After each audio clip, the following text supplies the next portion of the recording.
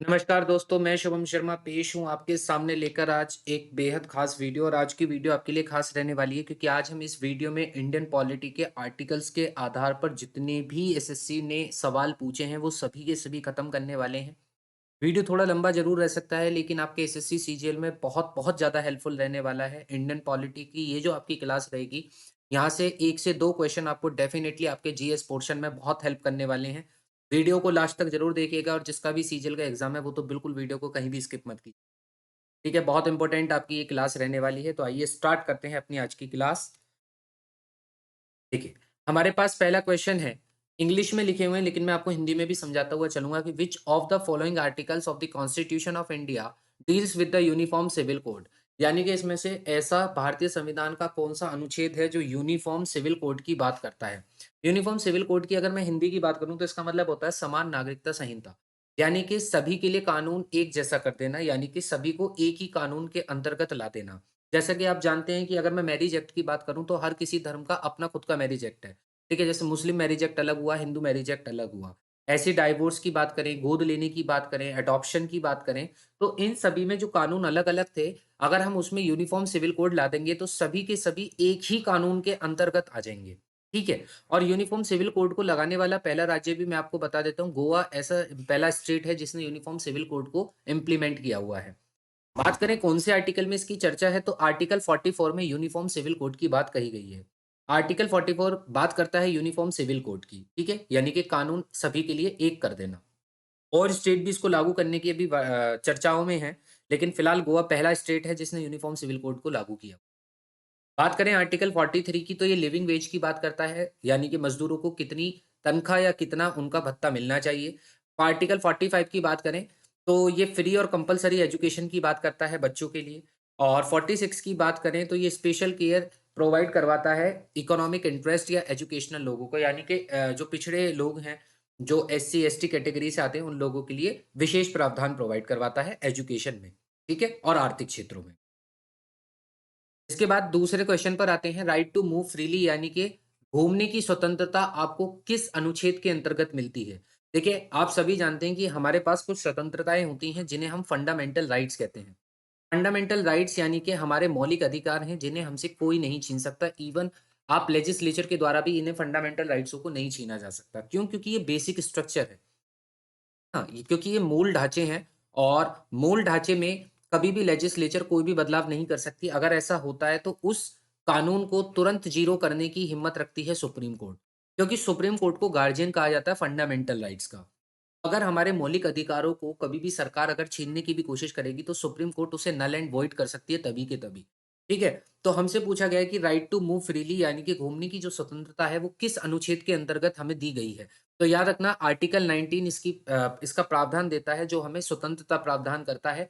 हम कहीं भी घूम सकते हैं, कुछ भी बोल सकते हैं, असेंबली कर सकते हैं, लेकिन अब इसमें कुछ आपके क्लॉज़ेज़ ये हैं कि अगर हमें घूमने की इजाज़त है तो इसका मतलब नहीं ये नहीं है कि हम किसी भी सरकारी जो नेशनल सिक्योरिटी का रीज़न है हम वहाँ पर भी फ्रीली घूम जाएँगे। नहीं जी, ऐसा नहीं हो सकता। बोलने की स्वतंत्रता है तो ऐसा नहीं हो सकता कि आप कुछ भी किसी के भी प्रति कुछ भी गाली दीजिए, अपशब्द का इस्तेमाल कीजिए, बिल्कुल नहीं कर सकते, किसी की मानहानि नहीं कर सकते। ठीक है? हाँ, आपको स्वतंत्रता ज़रूर मिली है लेकिन उनकी एक सीमाएँ हैं, उनकी एक लिमिटेशन है, उस तक आपको स्वतंत्रता दी गई है। ठीक है? आप अपने पड़ोसी के घर में घूमिए, आप अपने बुआ जी के जाइए, फूफा जी के जाइए, आप पूरे भारत यात्रा कीजिए, तो उसको आपको कोई नहीं रोक सकता। वो आपका राइट है। ठीक है? जैसे इस समय भारत जोड़ो यात्रा भी चल रही है, तो राहुल गांधी जी को क्यों नहीं रोक सकते? क्योंकि वो उनका मौलिक अधिकार है। ठीक है? तो वो घूम सकते हैं।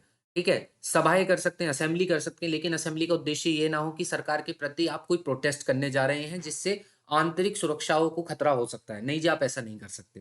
ठीक है? तो आपको अधिकार तो मिले हैं, आपको मौलिक अधिकारों ने आपको ये तो दिया है कि आप घूम सकते हैं, बोल सकते हैं, लेकिन इतने अधिकार नहीं दिए कि आप कुछ भी कर लेंगे। नहीं जी, ऐसा नहीं है। ठीक है?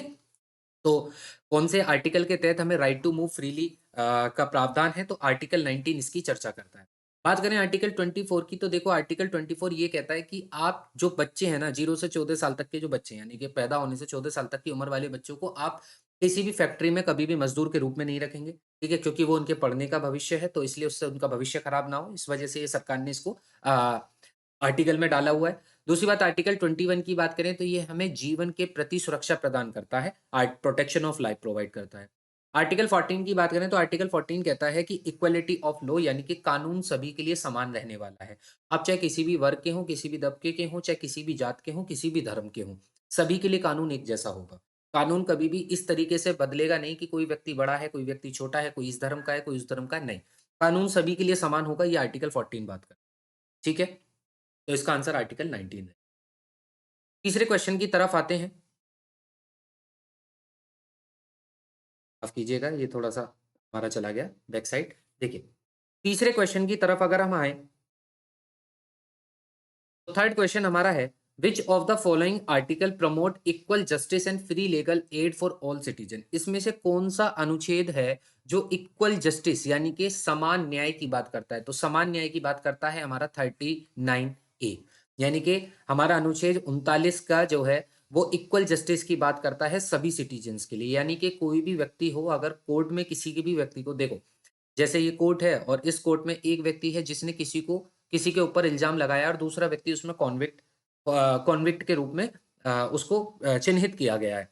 तो अगर इसके पास वकील नहीं होगा तो जो कोर्ट है ना वो इसको सरकारी वकील प्रोवाइड करेगी। क्यों? क्योंकि इक्वल जस्टिस का पर सभी का अधिकार है। समान न्याय का सभी का अधिकार है। भई इसने अगर वकील रख लिया तो अगर इसके पास कोई वकील नहीं है तो कोर्ट इसको अपना वकील देगा।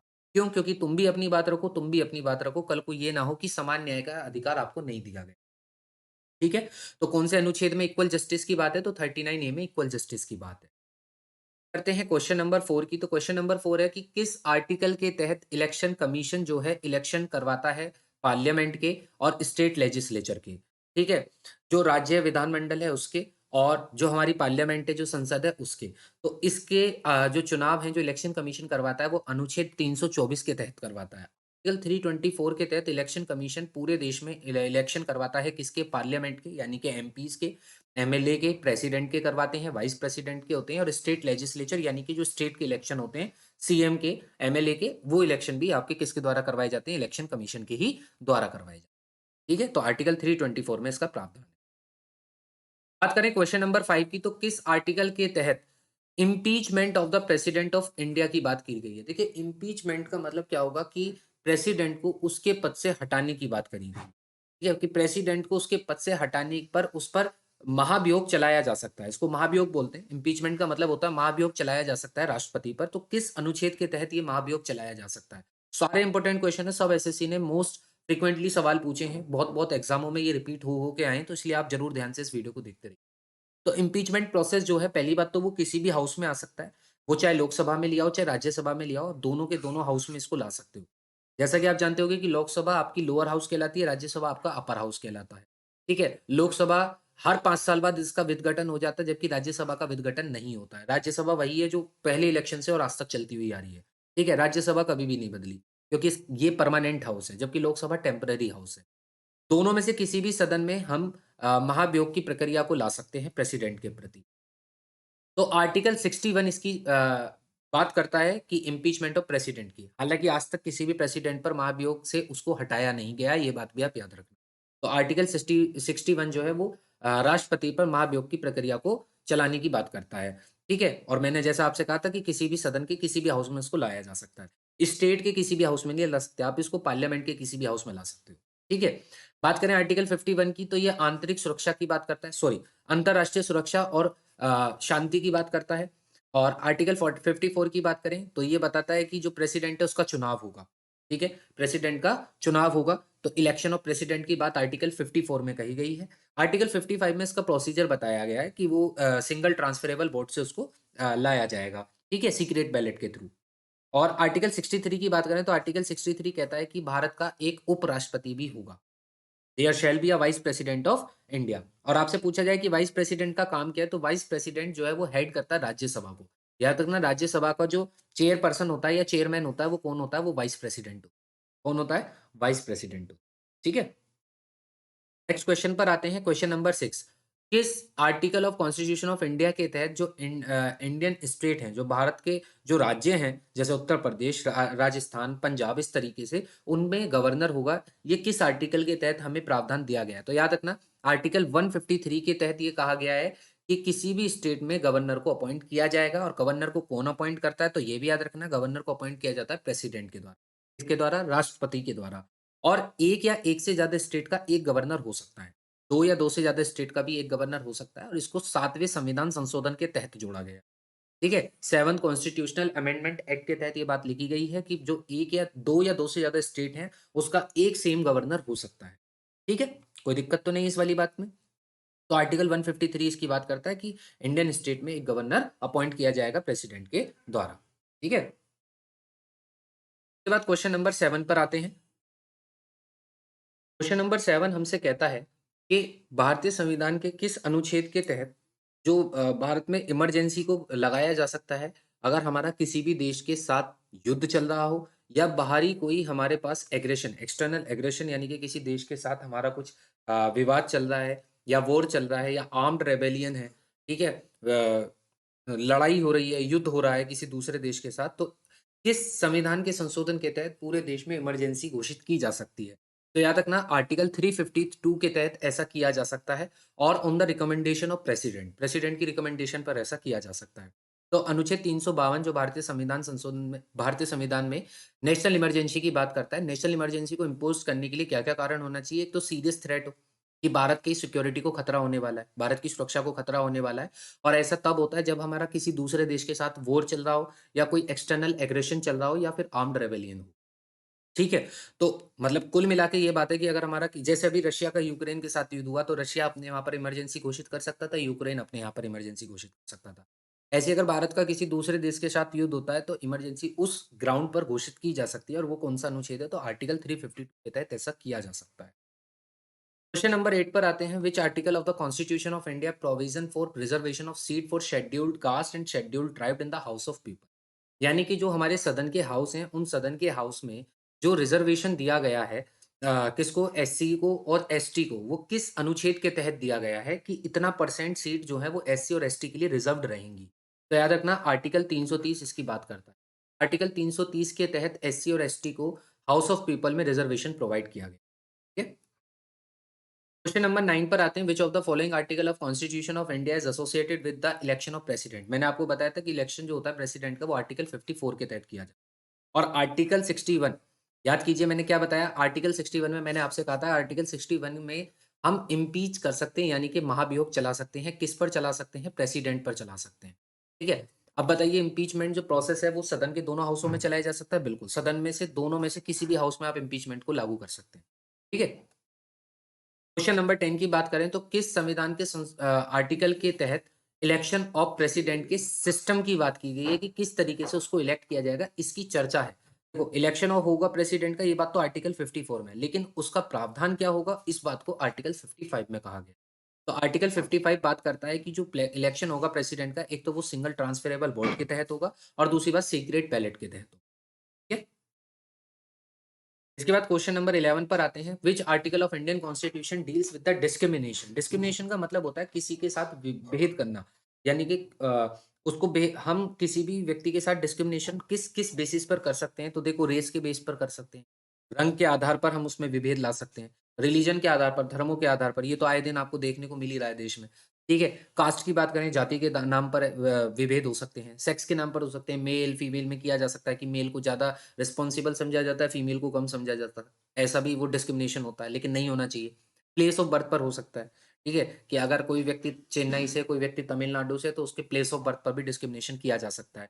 ठीक है, कि जैसे कहते हैं ना यूपी में बिहार वाले हैं, बिहार में यूपी वाले हैं, तो इस तरीके से जो डिस्क्रिमिनेशन होता है उसको लेकर जो संविधान में बात लिखी हुई है कि इस आर्टिकल के तहत आप उसमें डिस्क्रिमिनेशन नहीं करते हैं, अगर आप करते हैं तो आप अनलॉफुल उसको काम को कर रहे हो। ठीक है, लॉ के अगेंस्ट आप उस काम को कर रहे हो।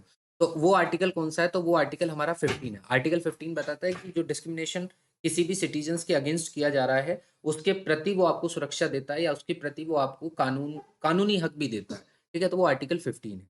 ठीक है? और कौन-कौन से बेसिस पर हो सकता है डिस्क्रिमिनेशन? रेस पर हो सकता है, रिलिजन पर, कास्ट पे, सेक्स पर और प्लेस ऑफ बर्थ। इसके बाद बात करते हैं कि इंडियन कॉन्स्टिट्यूशन में कितने शेड्यूल्स हैं? अब कितने शेड्यूल्स हैं इंडियन कॉन्स्टिट्यूशन में? तो याद रखिएगा इंडियन कॉन्स्टिट्यूशन में प्रेजेंट की बात करें तो 12 शेड्यूल हैं। कितने शेड्यूल हैं? 12 शेड्यूल हैं, 25 भाग हैं और 400 प्लस आर्टिकल्स हैं। फिलहाल 448 आर्टिकल्स हैं। बात करें कितने अमेंडमेंट अब तक किए जा चुके हैं तो 103 अमेंडमेंट टोटल अभी तक किए जा चुके हैं। ठीक है? यानी कि संविधान में जो संशोधन हुए हैं, वो टोटल अभी तक 103 संविधान संशोधन किए जा चुके हैं। संविधान में संशोधन कौन करेगा? पार्लियामेंट करेगा, ठीक है? तो पार्लियामेंट ने 103 संशोधन अब तक कर चुके हैं। याद रखना 12 आर्टिकल, 25 पार्ट, 448 आर्टिकल और 103 टोटल संविधान संशोधन। क्वेश्चन नंबर 13 की बात करें तो क्वेश्चन नंबर 13 कहता है कि किस आर्टिकल के तहत अनटचेबिलिटी यानी कि जो अछूत बातें होती हैं, मतलब जो अछूत आप देखेंगे अब से पहले वाले समय में जाएँ, तो पहले वाले समय में जातों को लेकर बहुत छुआ-छूत देखने को मिलती थी, अनटचेबिलिटी बहुत ज़्यादा थी। तो इस आर्टिकल के तहत हम उसके अगेंस्ट हैं, अनटचेबिलिटी के अगेंस्ट हैं कि ऐसा नहीं होगा, अगर ऐसा आप करेंगे तो आपको भी उसमें पनिश किया जाएगा। आर्टिकल 17 इसकी बात करता है कि इराडिक्शन होना चाहिए अनटचेबिलिटी का, ठीक है? तो अब मैं आपसे एक बात और यहाँ पर बताऊँ कि आर्टिकल 17 जो है इसको महात्मा गांधी जी के द्वारा सोल ऑफ इंडियन कॉन्स्टिट्यूशन कहा गया है, यानी कि भारतीय संविधान की आत्मा आर्टिकल 17 को गांधी जी ने कहा है। याद रखना आपसे पूछेगा गांधी जी ने किस संविधान को, किस आर्टिकल को, किस अनुच्छेद को संविधान की आत्मा कहा है? तो याद रखना आर्टिकल 17 को। और अगर पूछे doctor B are Ambedkar ji ने किस संविधान के अनुच्छेद में किसको सोल ऑफ इंडियन कॉन्स्टिट्यूशन कहा है, भारतीय संविधान की आत्मा कहा है, तो उन्होंने कहा है आर्टिकल 32 को। मैं आगे बात करूंगा आर्टिकल 32 की, आर्टिकल 32 क्या है। ठीक है, तो आर्टिकल 17 किसकी बात करता है? अनटचेबिलिटी की बात। क्वेश्चन नंबर 14 कहता है which of the following article is related to Jammu and Kashmir. Jammu और कश्मीर से कौन सा संविधान में कौन सा अनुच्छेद रिलेटेड है? सभी जानते हैं इसके बारे में। बीजेपी आई और बीजेपी ने सबसे बढ़िया काम यही करा कि जम्मू एंड कश्मीर से इस धारा को ही हटा दिया। 370 की धारा थी। 370 धारा हटती, जम्मू कश्मीर को जो स्पेशल स्टेटस दिया गया था जवाहरलाल नेहरू जी के द्वारा, वो बिल्कुल खत्म कर दिया गया और 370 के तहत अब जम्मू कश्मीर भी इस पे खत्म होती। जम्मू कश्मीर किसका अंग हो गया? अंग हो गया भारत का। अब इसमें झंडा भी भारत का होगा और इस पे अ, जो सिंहासन होगा या जो इसकी सत्ता होगी वो भी भारतीय लोगों के द्वारा ही चलाई जाएगी। ठीक है? अभी तो इसमें हालाँकि इसको भी यूनियन टेरिटरी बनाया हुआ है, तो इसलिए अभी इस पर किसका अधिकार है? इस पर अधिकार अभी केवल प्रेसिडेंट का है। ठीक है? यूनियन टेरिटरी में जो शासन होता है वो प्रेसिडेंट के द्वारा चलाया जाता है, यानी कि राष्ट्रपति के। और राष्ट्रपति को रिकमेंडेशन प्राइम मिनिस्टर के द्वारा जी मिलती है। करते हैं क्वेश्चन नंबर 15 की, तो which article in Indian constitution state about fundamental duties. देखिए फंडामेंटल ड्यूटीज की बात करें तो फंडामेंटल ड्यूटीज को स्वर्ण सिंह कमेटी के द्वारा इंदिरा गांधी जी को रिकमेंड किया गया था कि फंडामेंटल ड्यूटीज होनी चाहिए। स्टार्टिंग में ये 10 थी, लेकिन बाद में ये 11 ऐड हुई।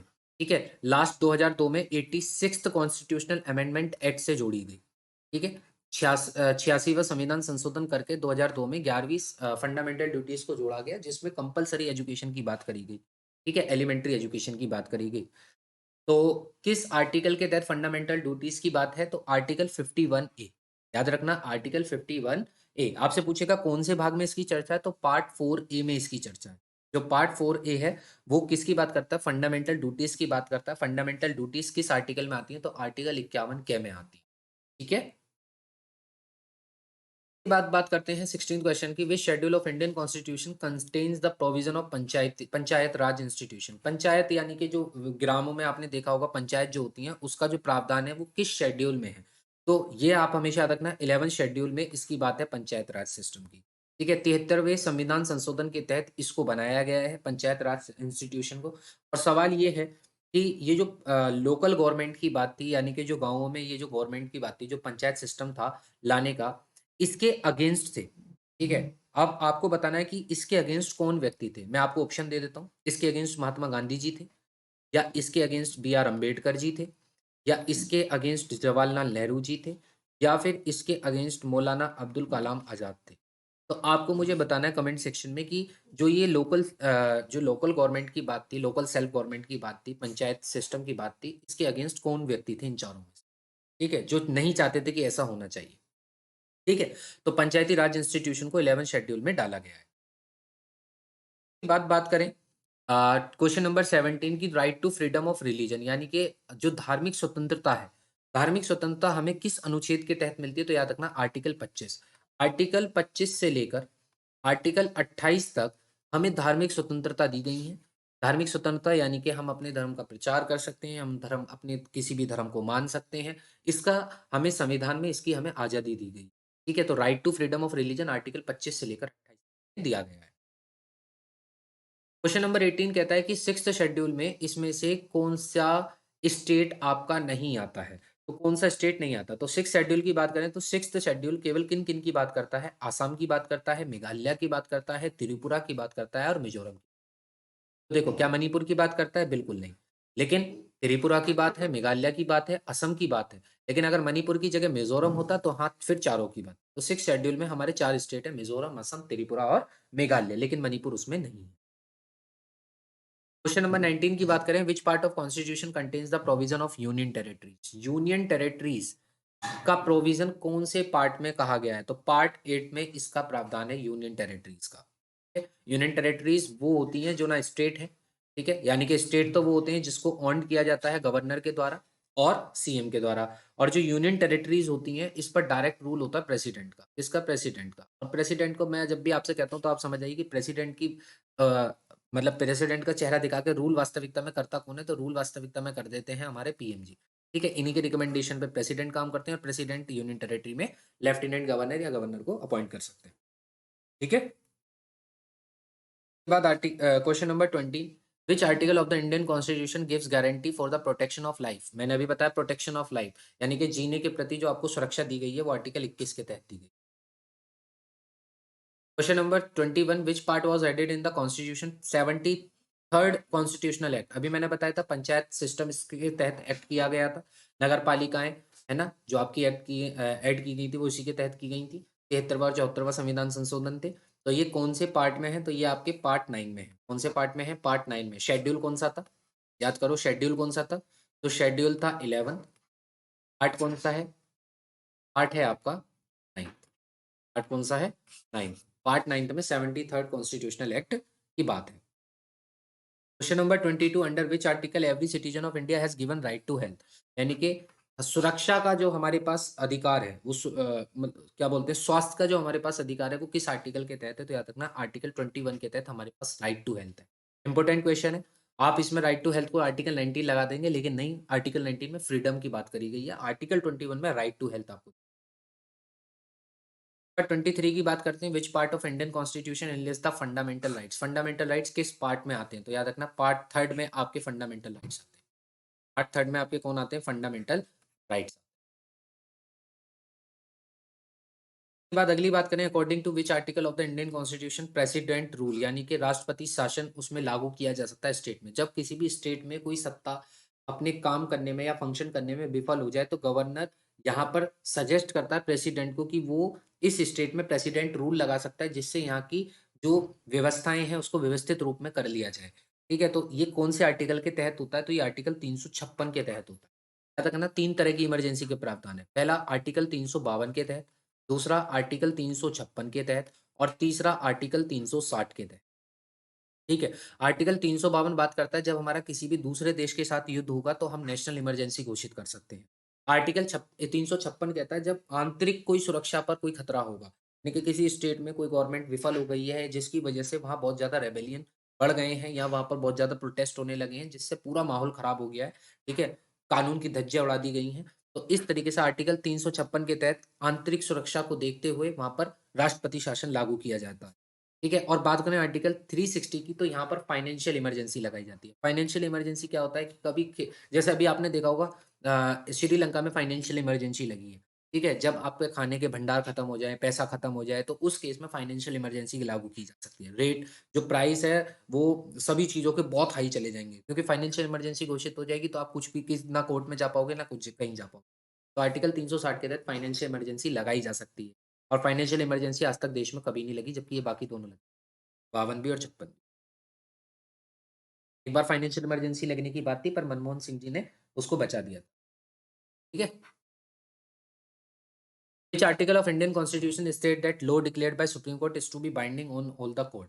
यानी कि जो भी कानून सुप्रीम कोर्ट के द्वारा बनाया जाएगा वो सभी कोर्टों के लिए लागू होगा। इसका प्रावधान कौन सा आर्टिकल करता है? तो याद रखना आर्टिकल 141 इसकी बात करता है। सुप्रीम कोर्ट के द्वारा जिस कानून को डिक्लेयर किया गया है उस कानून को सभी कोर्ट के द्वारा भी मान्य होगा, माना जाएगा, तो वो आर्टिकल 140। 26 क्वेश्चन की बात करें, विच of the following article of constitution of India is associated with the election of president of India? Which of the following article of constitution of India is associated with the election of president of India? मैं आपको बता चुका हूँ article 54 है, जो election की बात करता है प्रेसिडेंट की। इसके बाद किस आर्टिकल के तहत अपॉइंटमेंट किया जाता है फाइनेंस कमीशन का यानी कि वित्त आयोग का? ठीक है, तो वित्त आयोग को जो अपॉइंट किया जाता है, पहली बात तो उसको कौन अपॉइंट करता है, बहुत ध्यान से सुनना, फाइनेंस कमीशन को अपॉइंट करता है प्रेसिडेंट, ठीक है? और हर 5 साल में इसको अपॉइंट किया जाता है या फिर प्रेसिडेंट को अगर आवश्यकता लगेगी तो 5 साल से पहले भी इसको अपॉइंट कर सकता है, ठीक है? ये उन्हीं के ऊपर डिपेंड है। आर्टिकल 280 के तहत इसको अपॉइंट किया जाता है फाइनेंस कमीशन को। इसके तहत आर्टिकल 280 के तहत। Important question. Question number 28 question number 28 which of the following schedule of constitution of India contains the formation of oath यानी कि जो शपथ दिलवाई जाती है मंत्रियों को वो किस शेड्यूल के तहत दिलवाई जाती है तो याद रखना कौन सा शेड्यूल है थर्ड शेड्यूल के तहत जो मंत्री होते हैं उनको शपथ दिलवाई जाती है question number 29 when article of constitution of India state that all authorities civil and judicial in territory of India shall act in aid of supreme court यानी कि सुप्रीम कोर्ट के उस पर आधारित पर काम करेंगी इस बात की चर्चा आर्टिकल 144 में चाहे सिविल कोर्ट हो जुडिशियल कोर्ट हो जितनी भी अथॉरिटीज हैं वो सभी की सभी किसका एड की तरह काम करेंगी वो सुप्रीम कोर्ट के एड की तरह काम करेंगी इसमें कौन से अनुच्छेद में बात कही गई है तो आर्टिकल 144 में इसका बात कही गई है क्वेश्चन नंबर 30 की बात करें तो आर्टिकल 17 अभी आपको बता देता अनटचेबिलिटी जिसे गांधी जी ने संविधान की आत्मा भी कहा है इसके बाद क्वेश्चन नंबर 31 किस आर्टिकल के तहत डिस्क्रिमिनेशन नहीं किया जा सकता तो वो आर्टिकल 15 है और कौन कौन से ग्राउंड है तो मैंने आपको बताया था रेस है रिलीजन है कास्ट है सेक्स और प्लेस ऑफ बर्थ है तो 32 की बात करें तो किस संविधान के आर्टिकल के तहत स्पेशल प्रोविजन है कि जो लैंग्वेज स्पोकन है सेक्शन ऑफ पॉपुलेशन यानी कि अगर किसी स्टेट में जो एक जाति है या एक कास्ट है उनकी अगर पॉपुलेशन ज़्यादा है तो वहाँ पर उसकी लैंग्वेज को ही प्राथमिकता दी जाएगी जैसे उड़ीसा में रहते तो बहुत सारे लैंग्वेज के लोग हैं लेकिन अगर पॉपुलेशन उड़िया बोलने वालों की ज़्यादा है तो वहाँ पर उसकी लैंग्वेज को उड़िया ही बोला जाए ठीक है तो वो कौन सा संविधान है तो वो संविधान का कौन सा अनुच्छेद है तो वो आर्टिकल 347 है जो स्पेशल प्रोविजन देता है लैंग्वेज स्पीकर को on the basis of population या on the section of population article 347 बात करें 33 की तो right to freedom of religion जो फ्रीडम ऑफ रिलीजन है मैंने आपको सिखाया था 25 से 28 तक फ्रीडम ऑफ रिलीजन की बात करी गई है यानी कि धर्म की स्वतंत्रता है आपके पास आप किसी भी धर्म को क्वेश्चन नंबर 34 की बात करें तो क्वेश्चन नंबर 34 में controller and auditor general of India का किस अनुच्छेद में जिक्र किया गया तो याद रखना 148 के तहत ये कहा गया है कि भारत सरकार का एक कंट्रोलर एंड ऑडिटर जनरल होगा ठीक है और जो किसके द्वारा अपॉइंट किया जाएगा तो ये भी याद रखना ये अपॉइंट किया जाएगा प्रेसिडेंट के 148 के तहत ये कहा गया है कि भारत में एक कैग होगा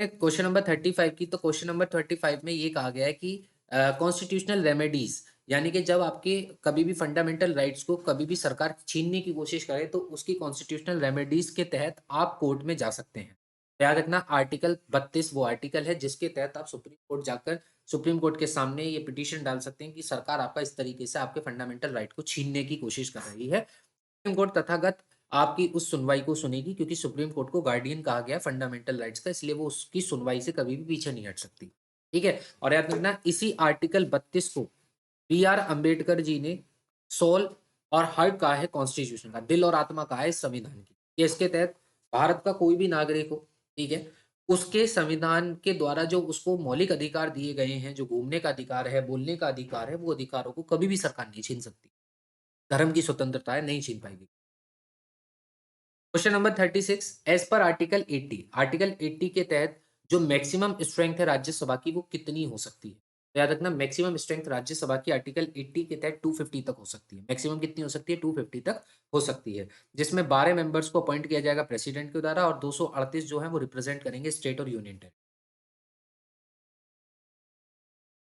क्वेश्चन आता है किस अनुच्छेद के तहत कॉन्स्टिट्यूशन ऑफ इंडिया के किस अनुच्छेद के तहत ये कहा गया है कि एक काउंसिल ऑफ मिनिस्टर होगी जो प्राइम मिनिस्टर को मतलब हेल्प करेगी उसके काम करने के लिए लेकिन हेड उसका प्राइम मिनिस्टर ही होगा प्राइम मिनिस्टर की काउंसिल ऑफ मिनिस्टर आप ऐसे कह सकते हैं जैसे आपने देखा मोदी जी हैं मोदी जी की हेल्प करने के लिए इधर राजनाथ सिंह हो गए अमित शाह हो गए ठीक है इस तरीके से बड़े बड़े लीडर आप यहाँ उनकी काउंसिल ऑफ मिनिस्टर्स में बैठे हुए हैं तो काउंसिल ऑफ मिनिस्टर क्या करती है मोदी जी को हेल्प करती है उनके डिसीजन लेने में डिसीजन मेकिंग बनाने में तो किस संविधान के तहत ये कहा गया कि एक काउंसिल ऑफ मिनिस्टर होगी जो प्राइम मिनिस्टर को रिकमेंडेशन देगी, उनको सुझाव देगी, एडवाइस करेगी। ठीक है? तो ये कौन-सा आर्टिकल है? आर्टिकल 74 के तहत ऐसा लिखा हुआ है। ठीक है? तो आर्टिकल 74 कहता है कि प्राइम मिनिस्टर के लिए काउंसिल ऑफ मिनिस्टर होगी। तो 38 कहता है कि इलेक्शन कमीशन जो इलेक्शन करवाता है पार्लियामेंट और स्टेट लेजिस्लेचर के, वो किस आर्टिकल के तहत करवाता है? आप पढ़ चुके हैं ऑलरेडी, 324 आर्टिकल है। इसके बाद किस article which article in the constitution of India empowers the president of India to promulgate ordinance when the parliament is in recess? यानी कि जब सदन विश्राम कक्ष में चल रहा होगा, यानी कि जब सदन नहीं हो रहा होगा, तो अगर उस वक्त सदन को बुलाने की आवश्यकता हुई तो प्रेसिडेंट उस वक्त सदन को बुला सकते हैं। सपोज करो कोई ऑर्डिनेंस लाना है और उसको लाने के लिए अगर प्रेसिडेंट को बुलाना पड़ा, तो किस अनुच्छेद के तहत प्रेसिडेंट के पास ये पावर है कि वो ऑर्डिनेंस के लिए सदन को बुला सकते हैं? तो याद रखना वो 123 है, आर्टिकल 123 के तहत प्रेसिडेंट प्रोमोगुलेट कर सकते हैं ऑर्डिनेंस के लिए, जब पार्लियामेंट का सेशन ना चल रहा हो तब बुला सकते हैं पार्लियामेंट को। ठीक है, सदनों को बुला सकते हैं आर्टिकल 123 के तहत। क्वेश्चन नंबर 40 की बात करें तो कितनी फंडामेंटल ड्यूटीज पार्ट 4 ए आर्टिकल 51 ए में बात करी गई है? तो याद रखना प्रेजेंट में 11 है, लेकिन जब इंदिरा गांधी जी के समय में जब स्वर्ण सिंह कमेटी ने रिकमेंडेशन दिया था तो उस वक्त इसको 10 थी है। लेकिन 86 कॉन्स्टिट्यूशनल अमेंडमेंट एक्ट के तहत 21 आर्टिकल ए 21 ए को जोड़ा गया, जिसके तहत कंपलसरी एजुकेशन की बात करेगी 6 से 14 साल के बच्चे। ठीक है, तो टोटल कितनी फंडामेंटल ड्यूटीज है? 11। कौन से पार्ट में है? 4th ए में। आर्टिकल कौन सा है? 51 ए। अब आपके 10 एक क्वेश्चन और बच रहे हैं। Article of the constitution of India state the directive of Indian states with the directive principle of state policy on the promotion of international peace and security. याद करो कौन सा आर्टिकल था इंटरनेशनल पीस एंड सिक्योरिटी? तो article 51 था। ठीक है, जो आपको अंतरराष्ट्रीय सुरक्षा और शांति की बात करता है। डीपीएसपी की बात करें तो डीपीएसपी के जो आर्टिकल है वो 36 से लेकर 51 तक है। देखो डीपीएसपी यानी कि ये राज्य के मौलिक नीति निदेशक तत्व हैं। ये राज्य को एक बेहतरीन राज्य बनाने के लिए प्रेरित करते हैं, प्रमोट करते हैं। ठीक है, हाँ, इनका नेगेटिव इम्पैक्ट लोगों पर होता है क्योंकि ये लोगों को कुछ करने से रोक देते हैं। याद रखना इनकी प्रकृति अगर हम लोगों पर बात करी जाए तो नेगेटिव प्रकृति है हम लोगों पर, क्योंकि ये हमें कुछ करने से रोक देगी। जैसे हमसे कहा गया है कि आप जब रोड पर चल रहे हैं तो रोड पर आप कभी भी कुछ भी खाकर फेंकेंगे नहीं, थूकेंगे नहीं, वरना आप पर फाइन इम्पोज कर दिया जाएगा। तो वो इसलिए कहा गया है क्योंकि वो डीपीएसपी के अंतर्गत आते हैं। ठीक है, नेशनल हेरिटेज को आप कभी भी नुकसान नहीं पहुंचाएंगे। ठीक है, लाल किला, ताजमहल आप वहां पर जाकर कभी नुकसान नहीं कर सकते क्योंकि वो भी राज्य के मौलिक नीति निदेशक तत्व है। ठीक है, और हमारी फंडामेंटल ड्यूटीज भी है कि यार हमें उसको प्रोटेक्ट करना चाहिए, हमें एनवायरनमेंट को प्रोटेक्ट करना चाहिए, हमारी भी तो ड्यूटीज बनती हैं। क्वेश्चन नंबर 42 किस आर्टिकल ऑफ कॉन्स्टिट्यूशन के तहत फॉर्मेशन की जा सकती है एक नए राज्य की, नए स्टेट की? ध्यान रखना आर्टिकल 3 के तहत ऐसा किया जा सकता है कि हम नए स्टेट का फॉर्मेशन कर सकते हैं, उसकी एरिया में चेंज कर सकते हैं, उसकी बाउंड्री में चेंज कर सकते हैं, या उसके नाम को बदल सकते हैं। नाम तो बहुत बदले गए हैं, नाम तो आपको याद होंगे, नाम तो बहुत बदले। जो पहले इलाहाबाद था वो प्रयागराज हो गया। ठीक है, तो नाम बदल सकते हैं, आर्टिकल 3 के तहत ऐसा किया जा सकता है, उसकी सीमाएँ बदली जा सकती हैं, उसका एरिया बदला जा सकता है, कम या ज़्यादा किया जा सकता है। ठीक है, लेकिन यूनियन कर सकती है, स्टेट नहीं कर पाएगा। 43 की बात करें तो under which article of Indian constitution Indian citizen के पास गारंटी है कि उसके पास 6 फंडामेंटल फ्रीडम्स हैं। तो फंडामेंटल फ्रीडम्स जो हमें दी गई है ना, वो किस आर्टिकल के तहत दी गई है? आर्टिकल 19 के तहत। मैंने आपसे कहा था आपको अपने विचार रखने की स्वतंत्रता है। आप असेंबली प्रोवाइड कर सकते हैं पीसफुली, बिना किसी हथियारों के लोगों को इकट्ठा कर सकते हैं, लेकिन अपनी बात कहने के लिए सरकार के प्रति शांतिपूर्वक आप प्रोटेस्ट कर सकते हैं। ठीक है? आप कहीं भी इस देश में कहीं भी रह सकते हैं, सेटल हो सकते हैं और कोई भी प्रोफ़ेशन कर सकते हैं। प्रोफ़ेशन का मतलब ये नहीं है कि आप इल्लीगल काम करेंगे, नहीं जी। मैंने आपसे कहा था अगर आपके पास फ्रीडम है तो सर्टेन लिमिटेशन भी आपके पास है। ठीक है? ऑक्यूपेशन कर सकते हैं, पर ऑक्यूपेशन का मतलब ये नहीं है कि आप गलत कार्य करें। आप व्यापार कर सकते हैं, बिज़नेस कर सकते हैं। हाँ, ये आपके पास फ्रीडम। क्वेश्चन नंबर 44 की बात करें तो किस आर्टिकल के तहत डिस्क्रिमिनेशन नहीं हो सकता on the basis of religion, race, caste, sex और प्लेस ऑफ बर्थ पर? तो आर्टिकल 50। 45 क्वेश्चन की बात करें तो कौन से संविधान संशोधन के तहत जो मानव तस्करी है उस पर रोक लगाई गई है और फोर्स्ड लेबर यानी कि बंधुआ मजदूर, जबरदस्ती मजदूरी करवाने पर रोक लगी हुई है? तो याद रखना आर्टिकल 23 के तहत ऐसा है। आर्टिकल 23 कहता है कि मानव की तस्करी नहीं होगी। ठीक है, मानव तस्करी नहीं हो सकती और जबरदस्ती आप किसी को लेबर नहीं लगा सकते, मधुआ मजदूर नहीं कर सकते। Question number 46 which follow among the following article of constitution of india deal with the right to free and compulsory education of all children? अभी बात करी है हमने, कौन से आर्टिकल में इसकी बात करी है? तो या इसके आगे लिख लेना इस ए। आर्टिकल 21 के ए के तहत आपको कंपलसरी और फ्री एजुकेशन की बात करता है 6 से 14 साल के बच्चों के ग्रुप के लिए। 86 कॉन्स्टिट्यूशनल अमेंडमेंट एक्ट से इसको जोड़ा गया है।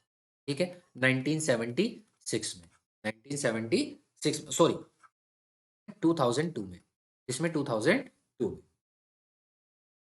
क्वेश्चन नंबर 48 की बात करें तो कौन सा आर्टिकल अनटचेबिलिटी के अबॉलिश करता है, उसको खत्म करता है, उन्मूलन को खत्म करता है, तो आर्टिकल 17। महात्मा गांधी जी ने इसी संविधान की आत्मा भी।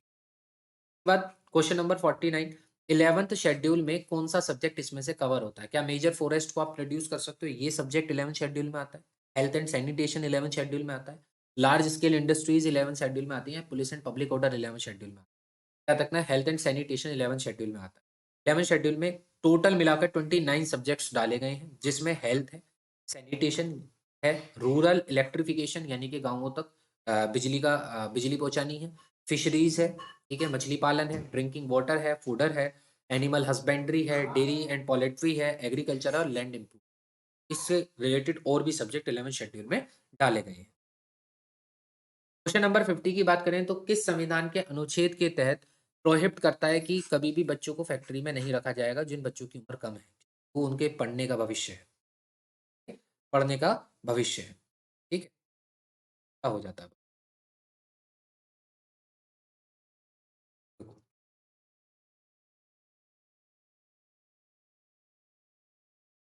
इस आर्टिकल के तहत ऐसा किया गया है, तो आर्टिकल 24, आर्टिकल 24 जो है वो हमारा प्रोहिबिशन करता है एम्प्लॉयमेंट ऑफ चिल्ड्रंस को इन फैक्ट्रीज, ठीक है, कि जो बच्चे 14 साल से नीचे हैं आप उन्हें कभी भी एम्प्लॉयड नहीं रख सकते, क्योंकि वहां पर खतरा रहता है, हजार्डियस का खतरा रहता है, ठीक है, किसी दुर्घटना होने का खतरा रहता है, दूसरी बात उनके भविष्य को भी खतरा है, तो इसलिए वो उनके पढ़ने की उम्र है, क्योंकि 6 से 14 साल के लिए तो एलिमेंट्री एजुकेशन फ्री है ना, आर्टिकल 21 ए के तहत, इसलिए।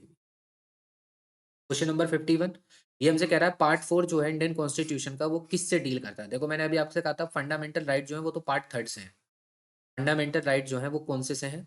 वो पार्ट थर्ड से हैं, ठीक है। सिटीजनशिप की बात करें तो ये पार्ट 2 में है, लेकिन अगर हम डीपीएसपी की बात करें डायरेक्टिव स्टेट पॉलिसी की, तो ये पार्ट फोर्थ में, इसमें है पार्ट फोर्थ, पार्ट फोर्थ में इसकी बात करेंगे, तो पार्ट फोर्थ किसकी बात करता है? राज्य के नीति निदेशक तत्वों की बात करता है, यानी कि डायरेक्टिव स्टेट पॉलिसी की बात करता है, जिसके आर्टिकल की बात करें तो 36 से लेकर 51 तक इसमें आर्टिकल, 36 से लेकर 51 तक इसमें टोटल आर्टिकल्स है। Question number 52, the concept of reservation of seats, अभी मैंने आपसे कहा था रिजर्वेशन ऑफ सीट्स का जो कंसेप्ट है वो आर्टिकल 330 के तहत ये कहा गया है कि जो रिजर्वेशन होगा एससी और एसटी का वो कुछ सीटें उनकी रिजर्व्ड होंगी हाउसेज ऑफ पार्लियामेंट। के बाद क्वेश्चन नंबर 53 कि जीएसटी काउंसिल की क्रिएशन किया जाएगा, बनाई जाएगी जीएसटी काउंसिल, ये कौन से अनुच्छेद में बात करी गई है? तो बहुत इंपॉर्टेंट क्वेश्चन है।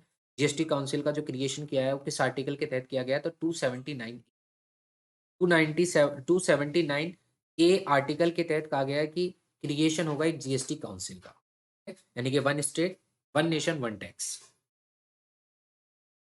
क्वेश्चन नंबर 55 पर आते हैं। एज पर article of the constitution of India English official language करी गई है हाई कोर्ट्स की, हाई कोर्ट्स की इंग्लिश को ऑफिशियल लैंग्वेज किया गया है कंट्री में, ये कौन से अनुच्छेद के तहत है? इंपॉर्टेंट क्वेश्चन है, ठीक है। 348 के वन क्लोज में इसको कहा गया है कि इंग्लिश जो है वो ऑफिशियल लैंग्वेज होगी उच्च न्यायालयों की जो हमारे भारत के हैं, ठीक है। आपका क्वेश्चन ये है कि आपको मुझे बताना है कि टोटल कितने हाई कोर्ट्स हैं इंडिया में और रिसेंटली कौन सा हाई कोर्ट बना है? टोटल हाई कोर्ट बताना और रिसेंटली कौन सा हाई कोर्ट बना बना है ये कमेंट सेक्शन में। क्वेश्चन नंबर 56 की बात करें तो क्वेश्चन नंबर 56 ये कहता है कि किस आर्टिकल के तहत there would be no tax levied और collected except by the authority of law, यानी कि कानून के विपरीत जाकर कोई भी टैक्स नहीं वसूला जा सकता, ना किसी पर टैक्स लगाया जा सकता है। तो ये कौन से अनुच्छेद के तहत है? तो आर्टिकल 265 कहता है कि कानूनी जो रूप से जो टैक्स होंगे वही लिए जाएंगे, कानून से अलग आप कोई भी टैक्स इकट्ठा नहीं कर सकते, ठीक है। तो जबरदस्ती का कोई टैक्स नहीं होगा, कानून ने जिस जिन चीजों को कहा है कि इन पर टैक्स होगा उतना ही टैक्स आप कलेक्ट कर पाओगे, तो आर्टिकल 265 इसकी बात करता है। 57 की बात करें, which article of constitution of India affirms the right to move the supreme court by appropriate proceeding for enforcement of right conferred in part third of the constitution. आप सुप्रीम कोर्ट जा सकते हो अगर आपके मौलिक अधिकारों का हनन होता है, तो कौन सा आर्टिकल है? आर्टिकल 32, जिसे बी आर अम्बेडकर जी ने हार्ट एंड सोल भी कहा है कॉन्स्टिट्यूशन का।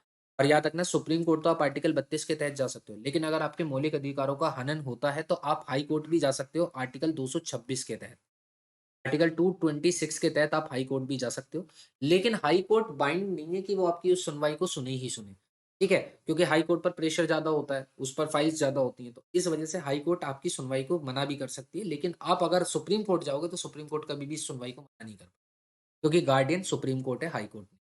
ठीक है? तो आर्टिकल 226 के तहत आप हाई कोर्ट भी जा सकते हो। इसके लिए जब आपके जो मौलिक अधिकार है, उनका हनन किया जाता है या उनको दबाया जाता है। क्वेश्चन नंबर 58, किस कॉन्स्टिट्यूशन ऑफ इंडिया के तहत राइट टू प्रॉपर्टी जो है उसको लीगल राइट बनाया गया? देखो पहले ये हमारा फंडामेंटल राइट हुआ करता था, राइट टू प्रॉपर्टी आर्टिकल 19 में ही आता था, लेकिन इसको हटाकर 44वें संविधान संशोधन से इसको हटा दिया गया। ये 44वें संविधान संशोधन 1978 के तहत राइट टू प्रॉपर्टी को हमारा मौलिक अधिकार हटाकर उसको एक लीगल राइट बना दिया गया, यानी कि कानूनी रूप का तो अधिकार कर दिया गया, लॉ के अंडर ला दिया गया। ठीक है? तो आपके पास ये नहीं है कि आपकी जो प्रॉपर्टी है उसको कभी छीना ही नहीं जा सकता, क्योंकि वो आपका मौलिक अधिकार है, नहीं जी। गवर्नमेंट चाहे तो उसको ले भी सकती है, क्योंकि वो लीगल राइट है। ठीक है? लॉ के आधार पर उसको ला दिया गया है। तो राइट टू प्रॉपर्टी को कौन से लीगल राइट, किस आर्टिकल के तहत लीगल राइट बनाया गया? तो 300 ए के तहत इसको लीगल राइट बना दिया गया है। पहले ये मौलिक अधिकार था। क्वेश्चन नंबर 59, वही कि काउंसिल ऑफ मिनिस्टर होगी प्राइम मिनिस्टर के लिए, ये बात तो आपको 74 में कही, 74 आर्टिकल में कही गई है कि एक काउंसिल ऑफ मिनिस्टर होगी प्राइम मिनिस्टर को, जो एडवाइस करेगी। लास्ट क्वेश्चन हमारे पास कि किस शेड्यूल में, कॉन्स्टिट्यूशन ऑफ किस शेड्यूल में allocation of seats to states and union territories in Rajya Sabha, Rajya Sabha में जो सीटों का बंटवारा दिया गया है स्टेट में और यूनियन टेरिटरीज में, वो कितना कितना होगा, ये किस शेड्यूल में बात करेगी? तो याद रखना, फोर्थ शेड्यूल में एलोकेशन ऑफ सीट्स की बात है राज्यसभा में। ठीक है? याद रहेगा।